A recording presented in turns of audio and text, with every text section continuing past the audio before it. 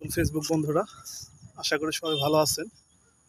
আর আমি অবশ্য ভালো আছি। আর সুন্দর একটা মুহূর্তে আছি, সুন্দর একটি জায়গা। আপনারা দেখতেই পাচ্ছেন যে আমার দিকে তাকাইলে তো বোঝা যায় যে আজকের আবহাওয়াটা অনেক সুন্দর বা ভালো। ওই দেখেন, মনে হচ্ছে যেন বেউথা ব্রিজের ওই দিক থেকে আজকের যে আলোকিত যে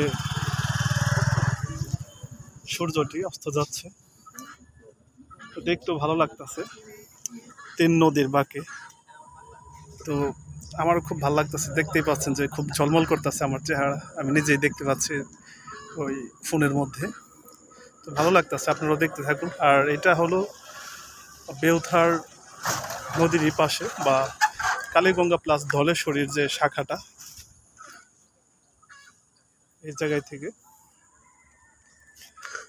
আর এখানেও একটা ব্রিজটা অবশ্য সুন্দর।